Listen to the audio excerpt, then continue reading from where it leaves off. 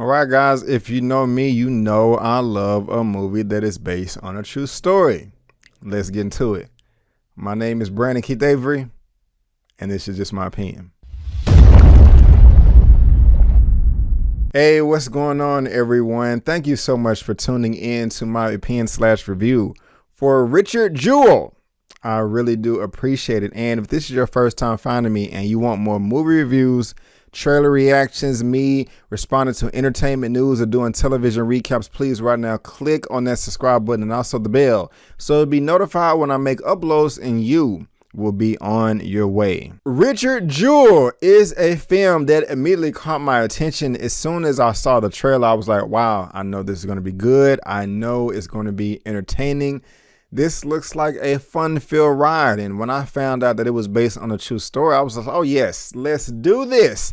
I mean, and why am I so excited when films are just based on a true story? It's just, for the most part, I've really never seen a film that was based on a true story that wasn't good in some capacity. I mean, everyone involved in making the film knows that it's worth making, so that is why they make it. So my expectations are usually always met, and they're always high. Now, this is being written, directed by the actor, Mr. Clint Eastwood. And while I may not agree with his political views at all, I would be lying if I said the man can't act, the man can't write, and the man cannot direct. I mean, he's done everything you guys know: Space Cowboys, The Mule, Gran Turismo. I would be here for 30 minutes if I tried to list everything, you know, that this man has been a part of. But, you know, he really does know how to put together a film. And he did with this Richard Jewell film as well. And one of the best things that I loved about it is I really feel like I got a true account of what happened exactly from all sides, from all perspectives, especially, you know, Mr. Richard Jewell. Now, it's coming in at about 2 hours and 9 minutes, and that 2 hours and 9 minutes does fly by.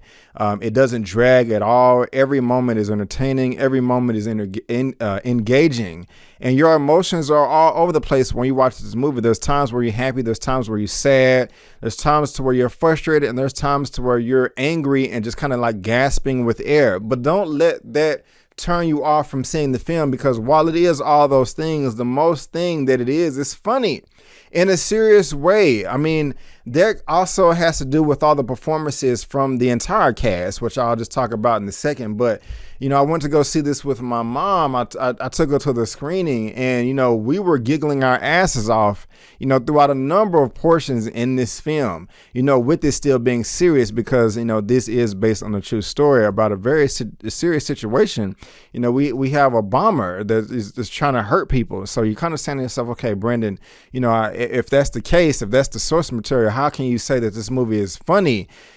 Trust me, it is, but it still takes itself seriously all at the same time.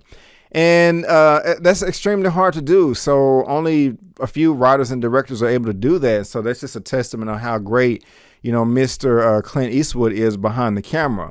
But I mean, let's just talk about the performances. I mean, across the board, I mean, they're just freaking fantastic. I mean, Kathy Bates had a standout scene. Sam Rockwell, who popped on the scene for me in Iron Man 2 about 9 or 10 years ago. And yes, that is the first time I noticed him in Hollywood, but, you know, he was a standout in this film. You also have Olivia Wilde. I mean, she's one of the reporter. I believe the real character she's playing with Scruggs. And you really do get to see, you know, what the news and the media, you know, just how desperate they are to get a story, how they're salivating at the mouth.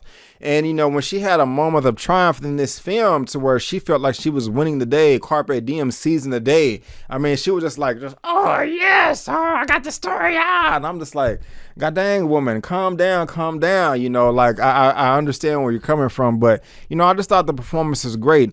And, you know, no pun intended, but, you know, this has to do with bombs and explosives. But I was really, you know, kind of compelled on how some of the performances exploded on scenes out of nowhere. I mean, it can just be all quiet and subtle, and then the character just kind of just like this, and just kind of like blows you away to where you just sit like, whoa, man, I did not know that you had that in you. Especially from the main character, the titular character, Richard Jewell, played by Paul Walter Hauser. he did a great job. I mean, easily his performance in this movie was one of the best ones I've seen this year. I mean, there are a number of films that I did miss, but my goodness gracious, this dude did his thing, especially at the end.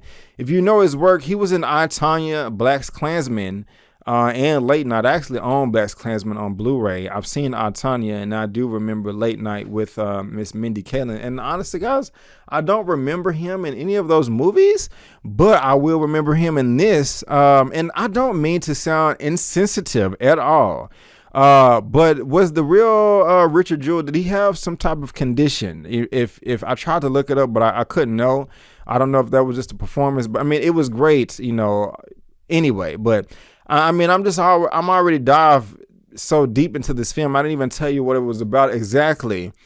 American security guard Richard Jewell, played by Paul Walter Hauser, saves thousands of lives from an exploding bomb at the 1996 Olympics, but is vilified by journalists and the press who falsely report that he was a terrorist. And that's just messed up. And just me on a subjective, non-objective level, my personal life, I cannot stand it when people that are just completely innocent, completely oblivious, have no idea what is going on, are just kind of just taken advantage of in the world.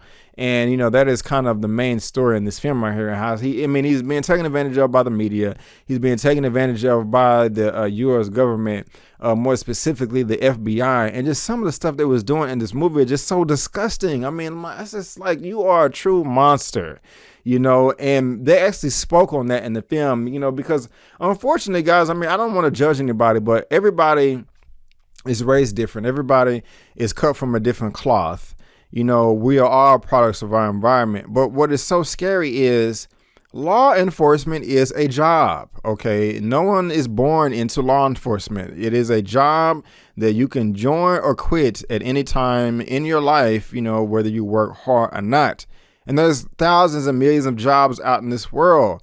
And some people are good at their jobs and some people are bad at their jobs. But for some reason, people just have some blind love affinity for law enforcement for no matter what they do. I mean, they can just do no wrong. And, while, I mean, I'm not judging Richard Jewell, and he's not here anymore. He passed away in 1997, but 2007 due to heart failure, unfortunately, from his diabetes. He just had a blind love for the law and just thought they were just buddy and their friend. And they're like, it's clear, like, man, they're just trying to throw you under the bus. And it really has an effect on people, in the real world. I mean, this really did happen. As we was walking out in the screening, I heard two women behind me just like, oh my gosh, this movie was so great. But it really just makes you not want to trust the police even more. And the friend that she was with, she was like, well, it's the police. They thought they had a story. So they were just trying to put the pieces together. And I was just like dumbfounded. I just want to turn around and be like, woman, are you crazy? I mean, you have to see the film to know what I'm talking about. But I'm just like, it just boggles my mind how, I mean, there is a difference between being ignorant and being willfully dense. And she was being willfully dense. Richard Jewell was being willfully dense, but at the same time, you did like his character at times, but at the same time, you got frustrated with his character. But I'm not judging the character per se, because this was, a real life person, a true story. But the performances, like I said, were just like, wow. So you got that from Paul Walter Hauser, Sam Rockwell, Olivia Wilde, Kathy Bates, and Jon Hamm. Another great thing in this film was the score. I mean, it's all in the trailers, it's all in the movies. I mean, it really does complement the film. You get a good sense of, investigation tactics, from law enforcement, from the government, from the FBI. You see a lot of the shady shit that they try to do to get a story and just how obsessive people can be. Like I said before, you really do get to know all the characters and all, their whole entire headspace, and everything. And there was a moment in this film to where I was about to cry because it was just kind of just sad how this dude was just being taken advantage of. He just wanted to be, just a good Samaritan and do the right thing, and even when you have so much good in your heart, even if you are ignorant, if you are willfully dense, society will chew you up and just spit you out. It's quite upsetting. You know, to be honest with you, I'm kind of embarrassed to say this, but not really. I don't even remember this happening, this bomb. I mean, I remember the 1996 Olympics. You know, Michael Johnson was breaking records. You know, Muhammad Ali up there, you know, lighting the torch and all that. But I really don't remember this, you know, that well. So this was just another, you know, educational experience for me. And just, I still just gotta give it to him. Just kind of you know, we got to see this thing from all perspectives, especially Richard Jewell, and just some of the things that he was going through mentally, you know, in this film, and the way it was depicted on film, on screen, you know, sound effects and all. It was nice. I mean, he was having nightmares, and it was a true 88 days, nearly 90 days, 3 months of horror for him. And then, you know, I mean, this is based on a true story, so you already know that he was completely cleared of all charges. You know, he was exonerated. But towards the end, his performance, man, when he found out that it was all clear and it was all over, I was like, wow, man, this dude can act his ass off. I mean, like, he was emoting all over the place, man. It was really good. It was damn good. And you know, I just got to give it to Clint Eastwood because he made a great film. You know, even before I hit record on this, I watched the trailer 3 times back to back because I was just that entertained, you know, from it or whatever. So, I mean, this was a damn good movie.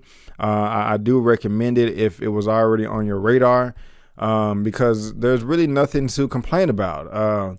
If I had to rate Richard Jewell out of a 1 out of 10, I'm going to give this thing a 9.5 out of 10. Yeah, a 9.5 out of 10.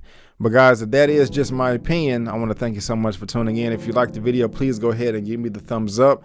Also, please subscribe to the channel. I just hit 17K subs. Please help me reach 20K subs. All you got to do is click on that subscribe button and you get more of me. You get more movie reviews, trailer reactions, me responding to television recaps for certain shows I'm into, or responding to entertainment news. Also, guys, look me up on social media, Facebook, Instagram, and Twitter, all that good stuff. It's right there at the bottom of your screen. You also have links in the description box and the pinned comments. I made it that easy for you. All you got to do is just click the link one time and then click the follow button. And then you follow me on, you know, and you're helping your boy out. At least help me reach 1,000 followers on Instagram. But guys, again, I just want to thank you so much for tuning in. And before you go, don't forget to always chase your dreams, because I'm chasing mine. My name is Brandon Keith Avery, and that's just my opinion. Peace.